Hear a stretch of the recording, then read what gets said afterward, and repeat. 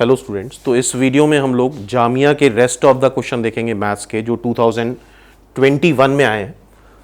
तो अभी भी कई एस्पिरेंट होंगे जिनका निमसेट का पेपर अच्छा नहीं हुआ होगा, तो मेरी रिक्वेस्ट है कि जामिया या CUET या जितने भी एग्ज़ाम हैं MSCET जितने भी एग्ज़ाम्स बचे हुए हैं प्रॉपरली प्रिपेयर करो, क्योंकि कई सारे स्टूडेंट जो डिज़र्विंग कैंडिडेट हैं वो तो निमसेट में सेलेक्ट हो जाएंगे और बाहर हो जाएंगे।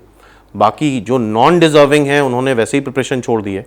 तो ये मान के चलो अगर 100 लोगों ने जामिया का पेपर भरा है तो हार्डली 10 स्टूडेंट हैं जो सीरियसली प्रिपेयर करेंगे। तो ओवरऑल जो तुम्हारा कंपटीशन है वो 10% पे आ गया है, तो उसका फ़ायदा बहुत अच्छे से उठा सकते हो अगर प्रॉपरली पूरा कोर्स एक बार रिवाइज करके पॉजिटिवली पेपर देना है बस तुम्हें, और कुछ नहीं करना है। तो इस मौके का पूरा फ़ायदा उठाना चाहिए, क्योंकि नेक्स्ट ईयर हो सकता है ऐसी अपॉर्चुनिटी ना हो, आसपास ही एग्ज़ाम हो जाए। इस बार ऐसी अपॉर्चुनिटी मिल रही है, नेक्स्ट ईयर से हो सकता है सारे एग्ज़ाम्स टाइमली होना स्टार्ट हो जाएं, मई वगैरह या जून मिड तक सारे एंड हो जाएं, तो कंपटीशन का लेवल सब में ही उतना रह जाएगा। तो इस चीज़ का फ़ायदा उठाना चाहिए। ठीक है, तो स्टार्ट करते हैं। और इस सेगमेंट में थोड़े से ट्रिकी क्वेश्चंस हैं, वन बाय वन देखते हैं। ये क्वेश्चन जामिया JMI में पूछा गया है।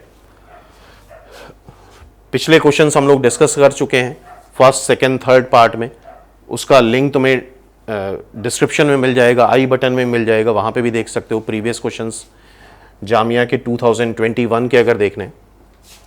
तो इसमें थोड़े से ट्रिकी क्वेश्चंस हैं। ये क्वेश्चन बाय द वे गलत पूछा गया था,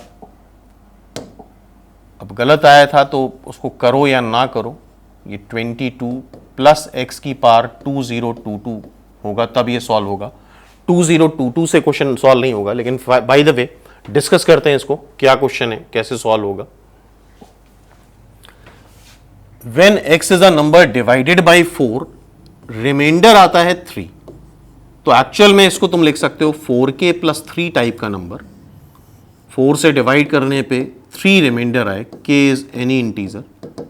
ठीक है, तो 2022 + x 2022 पावर में बाइनोमियल का क्वेश्चन है, डिवाइड करते हैं 8 से, रिमाइंडर पूछा है हमसे। तो देखते हैं कैसे करेंगे। ऑब्वियसली x की वैल्यू 4k + 3 उठा के यहां पे रख दो,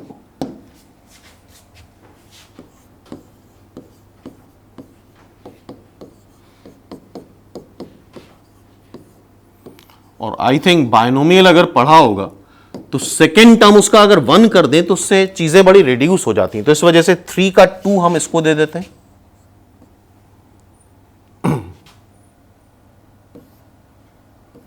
2024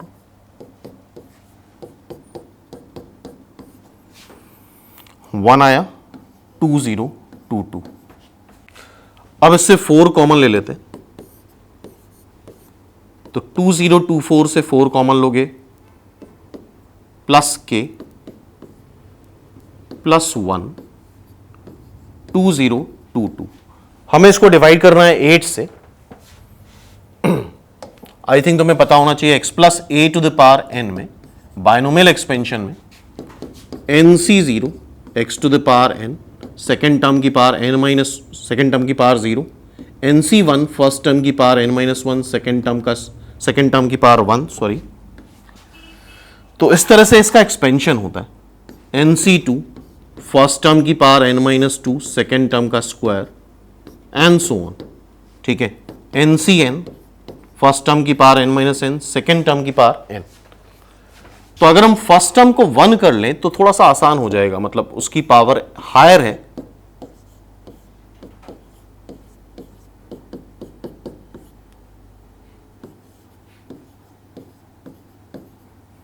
इसको कुछ नाम दे दो i का, 506 प्लस इंटीजर को इंटीजर ही आएगा, तो दिस इज 1 + 4i की पावर 2022। अब एक्सपेंशन करो, nc0 फर्स्ट टर्म की पावर n 2022 सेकेंड टर्म की power 0, then 2022 c1 first term की पावर 2021 सेकेंड टर्म का स्क्वायर सेकेंड टर्म की पावर 1, देन 2022 2 सेकेंड टर्म का स्क्वायर, और इसके बाद पावर बढ़ती जाएगी तो थोड़ा सा टिपिकल था और साथ में गलत भी था, तो ये एक तो बहुत बड़ी प्रॉब्लम थी। 4i का क्यूब, तो इसकी पावर बढ़ती जा रही है, इसका मतलब इसके आगे जितने भी टर्म है यहां से लेके यहां तक ये डिविजिबल है बाय 8, ये सारे टर्म डिविजिबल हैं बाय 8। अब इसको देख लेते हैं, 4i ये 4 से डिविजिबल है, डिविजिबल बाय 4। 2021 हमें पता होना चाहिए NC1N होता है, NC1N होता है, तो ये आएगा 2022 इंटू 4i, तो ये भी डिविजिबल हो जाएगा, 2 तो कॉमन ले ही लोगे, डिविजिबल बाय 8। तो यहां से लेके आखिरी तक के सारे टर्म्स डिविजिबल बाय 8 हैं, इससे बच रहा है ये। एंड NC0 होता है 1, ये पता होना चाहिए, तो NC0 1, so 1 will be the remainder, इसका रिमाइंडर क्या आ जाएगा 1। तो नेक्स्ट टाइम से याद रखना, अगर ऐसा क्वेश्चन आता है तो परेशान नहीं होना है, इस तरह के कंसेप्ट से हम इसको सॉल्व कर सकते हैं। ए इज द आंसर, क्लियर है बात। तो यहां पे एक करेक्शन था, 2020 की जगह 2022 था, तब ये सॉल्व होगा।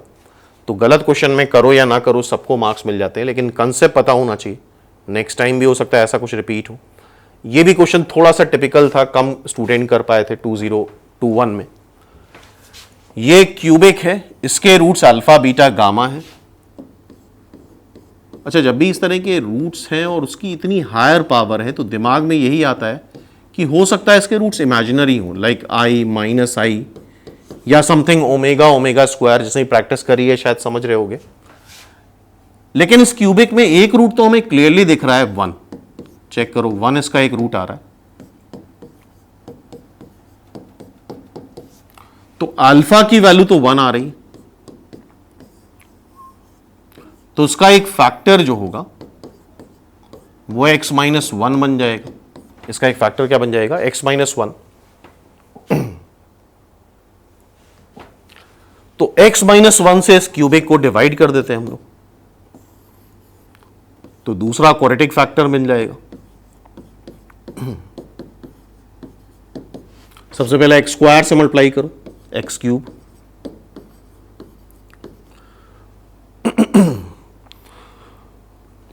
Sorry 2x minus 1, x square से मल्टीप्लाई करा x cube minus 2x square.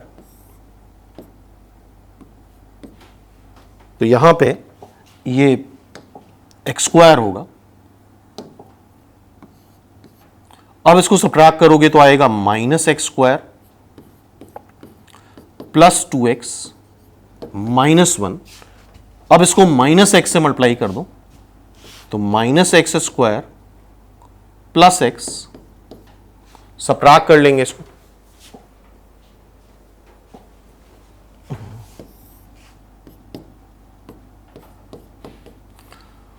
One से मल्टीप्लाई करेंगे तो ये कैंसिल हो जाएगा। तो एक फैक्टर तो इसका x माइनस 1 आ ही गया है, दूसरा आ रहा है x square minus x plus 1। जिसने भी कॉम्प्लेक्स नंबर पढ़ा है, आई होप इसको ये पता होना चाहिए कि x square plus x plus 1 इसके रूट्स आते हैं omega omega square, and 1 plus omega square आता है 0, ओमेगा क्यूब आता है 1। ठीक है भाई, अब इसमें और इसमें क्या डिफरेंस है, इसमें बस x को रिप्लेस करा जा रहा है माइनस एक्स से, और अगर x को माइनस एक्स से रिप्लेस करा जा रहा है, इसके रूट्स ओमेगा ओमेगा स्क्वायर है, तो इसके रूट्स माइनस ओमेगा स्क्वायर हो जाएंगे। तो फाइनली ये तीन रूट्स आ रहे हैं, 1 माइनस ओमेगा स्क्वायर। अब यहां पे वैल्यू रख देते हैं 1 की पावर 162 माइनस ओमेगा की पावर 162 माइनस ओमेगा स्क्वायर की पावर 162। तो 1 की पावर 162 1 प्लस ओमेगा की पावर 162 प्लस ओमेगा की पावर यह आएगा तुम्हारा 162 का डबल कर लेंगे, 2 इंटू 162। अच्छा 162 ये 3 से डिविजिबल होगा, सम 9 आ रहा है, तो इट मींस ओमेगा की पावर 162 भी 1 आएगा, क्योंकि ओमेगा क्यूब 1 होता है, ओमेगा क्यूब 1 आता है। और जब ओमेगा की पावर 162 1 आ रहा है तो ओमेगा की पावर 2 टाइम्स 162 भी 1 आएगा, हेंस इट्स आंसर इज 3। तो इसका आंसर हो गया थर्ड। आई होप ये क्वेश्चन भी क्लियर हो गया होगा। तो ये कुछ अच्छे क्वेश्चंस हैं जो पूछे गए हैं, तो मतलब इस तरह के क्वेश्चंस भी आते हैं जामिया में, तो ये भी कम स्टूडेंट ही कर पाए थे लास्ट ईयर। नेक्स्ट क्वेश्चन पे आते हैं। दिस इज द क्वेश्चन, और यहां पे एरिया बाउंडेड बताना है, area bounded by the curve, और ये ग्राफिकली सॉल्व हो जाएगा। ट्रांसफॉर्मेशन ऑफ ग्राफ अगर पढ़ा हो तुम लोगों ने तो मॉड एक्स का ग्राफ बनाओ, फिर मॉड ऑफ x माइनस 1 का ग्राफ बनाओ, फिर इससे 2 सबट्रैक्ट कर दो, उसका ग्राफ बनाओ, फिर पूरे का मॉड ले लो, फिर फर्दर हम ग्राफ बनाएंगे और सीधे सीधे ट्रायंगल का एरिया आ जाता है। तो इसमें बेस्ट मेथड यही होता है, सॉरी। सो मॉड एक्स का ग्राफ हमें पता होना चाहिए, ये होता है मॉड एक्स माइनस 1 करोगे तो पूरा ग्राफ 1 यूनिट आगे शिफ्ट हो जाएगा, दिस विल बी 1,0, और ये पॉइंट आएगा वाई एक्सिस का, जब तुम x को 0 रखोगे तो ये 0,1 बन जाएगा। पॉइंट को लिखना जरूरी है।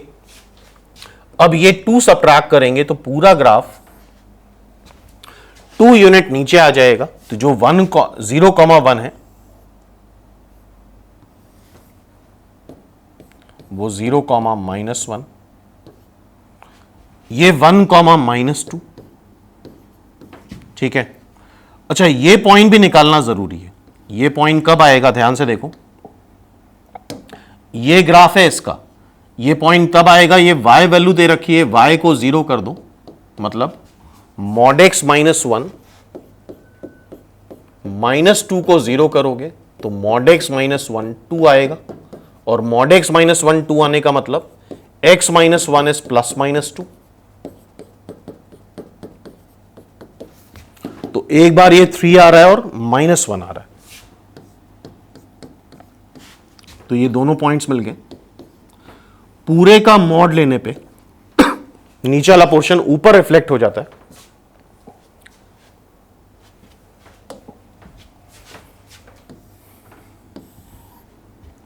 तो पूरे का मॉड लेने पे नीचे वाला पोर्शन ऊपर रिफ्लेक्ट हो जाएगा। तो बना लेते हैं इसको हम लोग,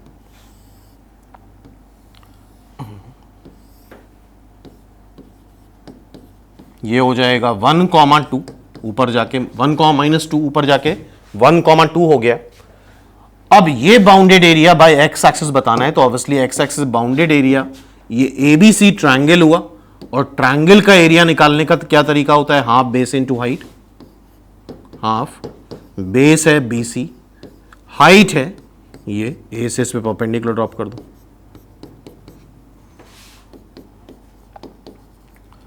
हाफ बीसी आ रहा है 4, हाइट आ रही है 2, तो फाइनली आंसर आ रहा है 4। तो it's answer is 4। I hope ये चीज रिवाइज हो गई, कैसे डायग्राम बना के एरिया निकाला है। तो इट्स आंसर इज 4। क्लियर है बात। नेक्स्ट क्वेश्चन देखते हैं। ए triangle is inscribed in a circle of radius r, then which of the following triangle have maximum area? तो अगर ये क्वेश्चन करे हूं मैक्सिमम में, तो ट्रायंगल के सर्कल के अंदर अगर ट्रायंगल इंस्क्राइब करा जाता है तो मैक्सिमम एरिया तभी होता है जब वो इक्विलैटरल होगा। राइट एंगल में मैक्सिमम एरिया कभी नहीं आ सकता, ठीक है। तो जो भी आंसर होगा इक्विलैटरल तो होगा, अगर जैसे ही प्रैक्टिस करिए याद आ रहा होगा। आइसोलेस और राइट एंगल में कभी भी मैक्सिमम एरिया नहीं आता है। तो एक सर्कल है, इसमें एक इक्विलैटरल ट्रायंगल इंस्क्राइब करा देते हैं। हमें साइड बतानी है या हाइट बतानी है इक्विलैटरल ट्रायंगल की, ठीक है। This is ABC, O will be the circumcenter, centroid, orthocentre equilateral triangle में कोइंसाइड करते हैं। R is the circum radius, इसी का एरिया मैक्सिमम होता है। अच्छा, ये 60 डिग्री है, इसको आगे बढ़ा दे तो इस पे परपेंडिकुलर होगा। आई होप ये चीजें याद होंगी। अगर प्रिपेयर कर रहे हो, ये मिड पॉइंट भी आता है फॉर एन इक्विलैटरल ट्राइंगल। ये टोटल है 60 डिग्री, तो उसका डबल ये होगा 120, तो ये आधा हो जाएगा 60। हाँ, बेस इनटू हाइट चाहिए, बेस भी निकालना है, हाइट भी निकालनी है। हाइट अगर देखें तो आ रहा है ए एम, मतलब ए ओ प्लस एम ओ। ए ओ रेडियस है, एम ओ निकालना है, तो ट्राइंगल बी ओ एम देखो ध्यान से, ट्राइंगल बी ओ एम, ये 60 डिग्री है, ये रेडियस है, साइन 60 लगा दो। साइन 60 लगाओगे तो परपेंडिकुलर बी एम, ये आधा हो जाएगा A by two, A by two, B M upon hypotenuse है आर, तो यहां से आर आ जाएगा √3/2, ए बाई 2r, 2 कैंसिल हो गया, ए आ जाएगा √3r, ए इज √3r, तो सीधे सीधे साइड लेंथ आ गई √3r। ठीक है, ये √3r होगा, r अलग होगा, मिसप्रिंट है, यहां पे टाइपिंग मिस्टेक है, एग्जाम में टाइपिंग मिस्टेक नहीं थी। ठीक है, so this is √3 times r, side length आ गई। हाइट निकालना चाहो तो cos 60 लगा सकते हो। cos 60 क्या आता है, बेस मतलब OM upon hypotenuse r, that is 1/2, तो OM आ जाएगा r/2। ठीक है, OM पता है हमें r/2, तो हाइट आ गई 3r/2। हाइट क्या आ गई 3r/2, लेकिन हाइट यहां पे 2r/3 दे रखा है, हाइट एक्चुअल में क्या आ रही है 3r/2। तो आई होप ये चीज भी याद आ गई होगी तुम लोगों को किस तरह से सॉल्व करी जाती है। नेक्स्ट क्वेश्चन पे आते हैं।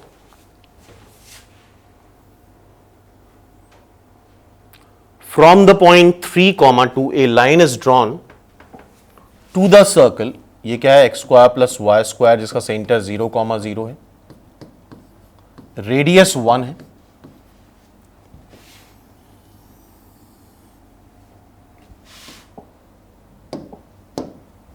एक लाइन ड्रॉ कर रहे हैं A विच इज 3, 2, ये B हो गया जो कि सर्कल पे लाई कर रहा है। If the locus of mid point of this segment is a circle, mid point का लोकस निकालना है, तो जिसका भी लोकस निकालना होता है H, K एज्यूम करते हैं। ये सारी चीजें प्रीवियस वीडियो में डिस्कस कर चुके हैं। और जब भी सेंटर 0, 0 होता है इस सर्कल पे हमेशा हम पैरामेट्रिक कोऑर्डिनेट ही एज्यूम करते हैं, r cos theta, r sin theta. r यहां पे है cos थीटा sin थीटा, तो ये हो जाएगा cos theta comma sine theta. This is point B,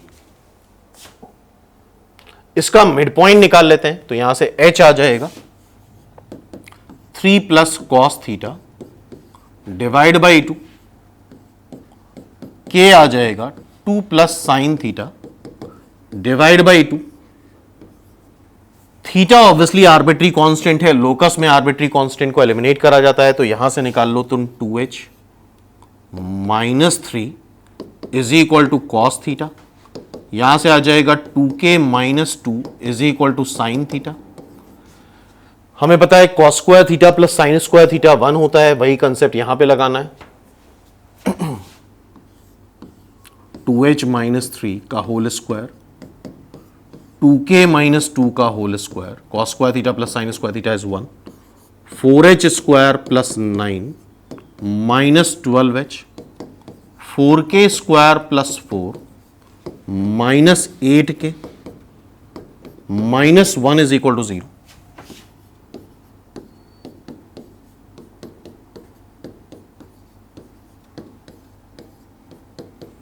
नौ 4 13 12 आ जाएगा इधर। और लोकस के क्वेश्चन में h को x और k को y रखा जाता है, और यहां पे क्लियरली दिख रहा है 4 भी मल्टीपल है, तो 4 से डिवाइड कर दो, 4 कॉमन ले सकते हो, h को x k को y, h को x k को y। हमसे रेडियस पूछा है, तो रेडियस होता है √g² + f² - c। अगर gf सेंटर निकालो तो 3/2, 2 -g - f ये आ रहा है, आई होप ये सारी चीजें रिवाइज करके रखी होंगी तुम लोगों ने। तो G square plus F square minus C, 9 plus 16 minus 12 divide by 4, ये आ रहा है 4, root 13 by 2 is the answer. Root 13 by 2 is the answer. Check कर लेते हैं एक बार। तो ये क्वेश्चन भी आई थिंक क्लियर हो गया होगा। Root 13 by 2 is the answer A. ठीक है, तो सिंपल बेसिक क्वेश्चन था लोकस का। नेक्स्ट क्वेश्चन पे आते हैं। कॉमन टैंजेंट का क्वेश्चन है ये, ध्यान से देखो। ये एलिप्स है,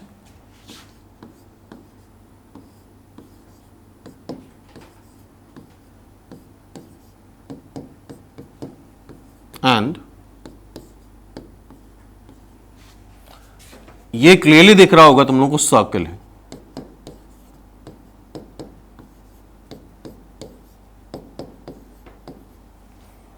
इन दोनों में कॉमन टैंजेंट है, कॉमन टैंजेंट दोनों की है।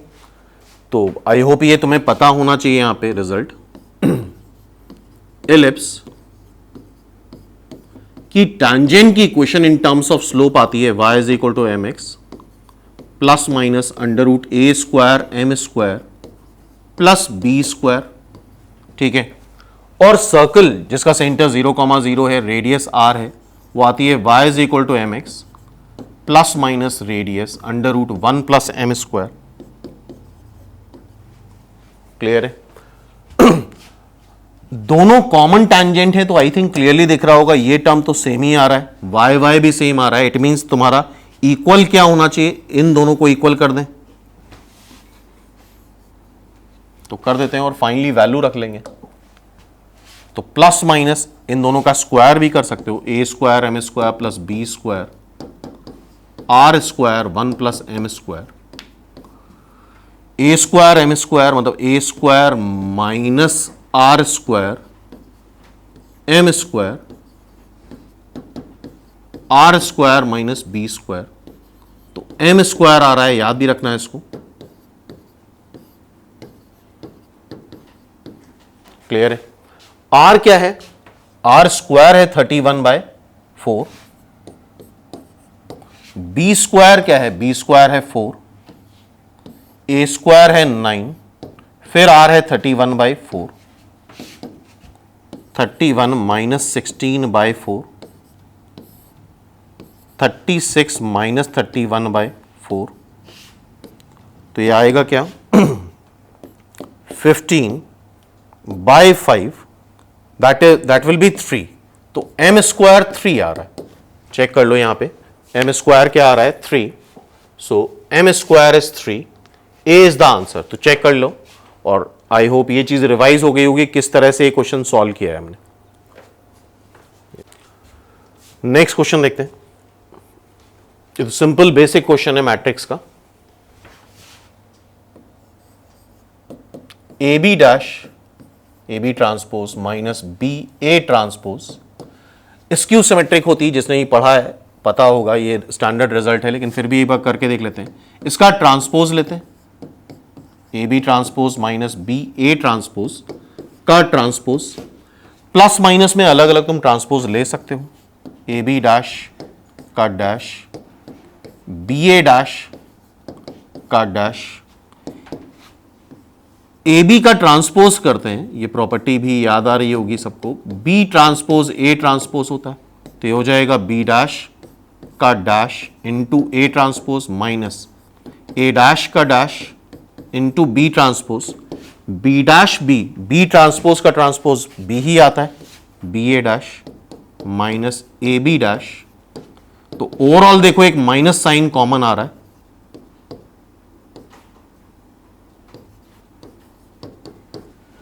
तो अगर A is equal to minus a transpose होता है, तो ऐसी से मैट्रिक्स को बोलते हैं हम स्क्यू सिमेट्रिक मैट्रिक्स। क्या बोलते हैं? Skew symmetric matrix. A is the answer. तो ये क्वेश्चन आई होप क्लियर है सबको। ठीक है, नेक्स्ट क्वेश्चन पे आते हैं। ये सेट थ्योरी क्वेश्चन है, और इसमें देख काफी स्टूडेंट गड़बड़ करके आते हैं। इसका एक तरीका हम लोग देखते हैं, एक्चुअल तरीका तो शायद पता होगा सबको, ए बी डैश का dash union b union c, sorry b intersection c, इसकी वैल्यू बतानी। तो इसका एक शॉर्टकट तरीका देख लेते हैं जो आसानी से काम आ जाएगा। अच्छा, डे मॉर्गन्स लॉ से हम इसको ये लिख सकते हैं, ए बार यूनियन बी, बी बार का बार यूनियन, आई होप ये डे मॉर्गन्स लॉ पढ़ा होगा, सबने रिवाइज करा होगा। इसका अगर बार लेना है तो ए पे बार आ जाएगा और बी पे बार का बार बी हो जाएगा, और इंटरसेक्शन का यूनियन हो जाता है, यूनियन का इंटरसेक्शन हो जाता है। तो ये चीज जरूर पढ़ लेना। अच्छा, इन जनरल एबीसी 3 सेट है तो हम ओवरलैपिंग बनाते हैं, इंडिपेंडेंट इवेंट्स के तौर पे बनाते हैं।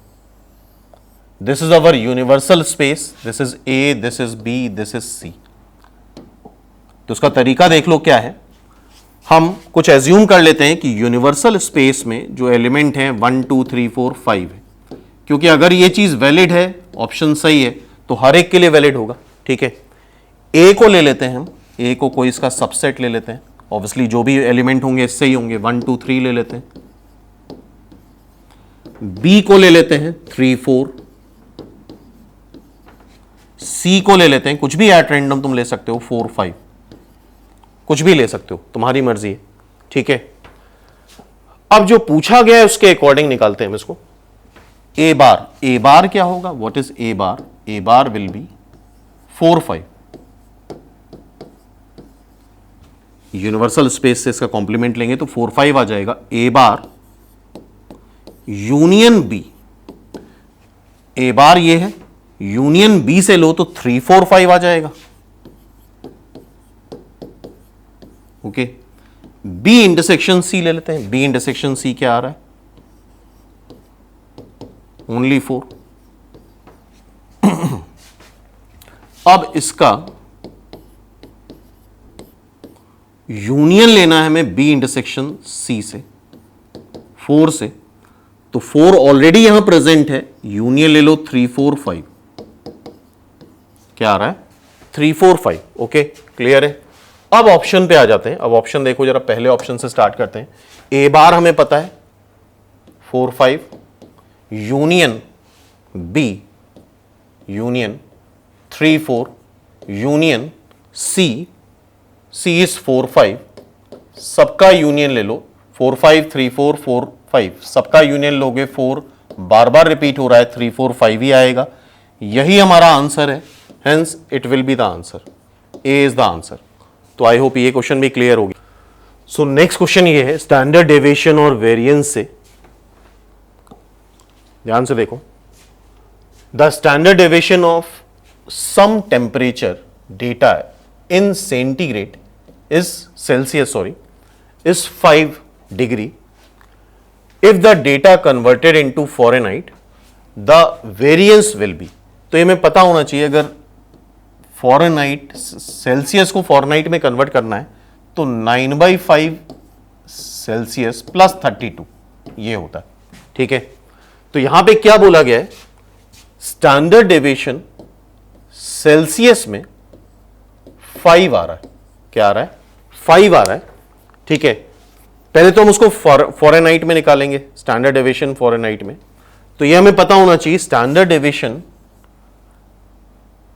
अगर सपोज कर लो एस है, ठीक है, एस स्टैंडर्ड डेविएशन सिग्मा है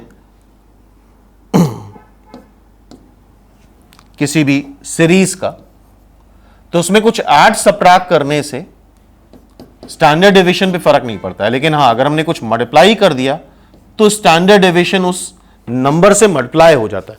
मतलब चेंज ऑफ ओरिजिन से स्टैंडर्ड डेविएशन पे फर्क नहीं पड़ता है, चेंज ऑफ स्केल से स्टैंडर्ड डेविएशन पे फर्क पड़ता है। तो यहां से हम कंक्लूड ये करेंगे, इस 9/5 से फर्क पड़ेगा, इस 32 से कोई फर्क नहीं पड़ेगा। ठीक है, तो इसका अगर तुम स्टैंडर्ड डेविएशन निकालोगे तो 9/5 से फर्क पड़ रहा है, सेल्सियस में कितना आ रहा है? 5, तो this is finally 9। Standard deviation Fahrenheit में क्या हो जाएगा? 9। और हमसे वेरिएंस पूछा है। वेरिएंस हमें पता होना चाहिए, स्टैंडर्ड डेविएशन का स्क्वायर होता है। तो 9 का स्क्वायर करोगे सो इट विल बी 81। तो यहां पे ये एक इंफॉर्मेशन होनी चाहिए, फ़ारेनहाइट को किस तरह सेल्सियस में कन्वर्ट करते हैं या सेल्सियस को किस तरह से फ़ारेनहाइट में कन्वर्ट करते हैं। और standard deviation change of origin पे इफेक्टेड नहीं होता है, चेंज ऑफ स्केल पे इफेक्टेड होता है। क्लियर है यहां तक बात? ठीक, नेक्स्ट क्वेश्चन पे आते हैं। ये लास्ट क्वेश्चन है JMI 2021 पेपर का। इसके बाद हम लोग 2020 का पेपर भी डिस्कस करेंगे। Maximum number of equivalence relation, तो रिलेशन से एक क्वेश्चन है। इक्विवेलेंस रिलेशन क्या होता है? रिफ्लेक्सिव भी हो, सिमेट्रिक भी हो, ट्रांसटिव भी हो। इसको जरूर रिवाइज करके जाना क्योंकि एक इंपॉर्टेंट है स्टेप। रिफ्लेक्सिव क्या होता है? अगर कोई एलिमेंट ए सेट पे बिलोंग कर रहा है तो फॉर एवरी ए, हर एक ए के लिए ए कॉमा ए बिलोंग करना चाहिए रिलेशन से, तो that will be reflexive for every, हर एक ए के लिए। सिमेट्रिक क्या होता है? फॉर सम ए बी, अगर ए बी बिलोंग कर रहा है रिलेशन से तो बी ए भी बिलोंग करना चाहिए रिलेशन से, दैट इज सिमेट्रिक। ठीक है। ट्रांसटिव क्या होता है? फॉर सम, अगर ए बी बिलोंग कर रहा है रिलेशन से, बी ए बिलोंग कर रहा है रिलेशन से, बी सी बिलोंग कर रहा है रिलेशन से, देन ए सी भी बिलोंग करेगा रिलेशन से, तो दैट विल बी ट्रांसटिव। ठीक है। अब हमसे बोला गया है कितने maximum number of equivalence relation, मतलब रिफ्लेक्सिव भी हो, सिमेट्रिक भी हो, ट्रांसटिव भी हो, डिफरेंट टाइप के हम बना लेते हैं। सबसे पहले रिफ्लेक्सिव तो होना ही चाहिए, तो रिफ्लेक्सिव के लिए एक्चुअल में होता है हर एक ए के लिए पेयर एग्जिस्ट करना चाहिए, तो 1,1 होना चाहिए, 2,2 भी होना चाहिए, 3,3 भी होना चाहिए। तो ये इक्विवेलेंस रिलेशन है, ये रिफ्लेक्सिव भी है, सिमेट्रिक भी है, ट्रांसटिव भी है, पहला। दूसरा, ये तो होना ही चाहिए क्योंकि ये रिफ्लेक्सिव के लिए फॉर एवरी एलिमेंट होता है, तो ये तो हर एक सेट में आएगा, हर एक रिलेशन में आएगा। अब यहां पे कर सकते हो 1,2, 2,1 कर लो, क्योंकि सिमेट्रिक के लिए फॉर सम होता है, सारे एलिमेंट होना जरूरी नहीं है, फॉर सम, इसमें भी फॉर सम होता है। तो देखो 1, 2 और 2, 1 करने से ये सिमेट्रिक हो गया, और 1, 2, 2, 1 है, इसको हटा दो तो 1, 1 भी है। ठीक है। R3 बना लो, ये तो आएगा ही 1, 1, 2, 2, 3, 3, 2, 3 लिख लो और 3, 2 लिख लो। क्लियर है? देन R4 1, 1, 2, 2, 3, 3, 1, 3 लिख लो, 3, 1 लिख लो। सिमेट्रिक भी हो गया और ट्रांसटिव भी हो गया, रिफ्लेक्सिव तो पहले ही बना रखा है हमने। ये चौथा रिलेशन हो गया। पांचवें में सारे इंक्लूड कर दो,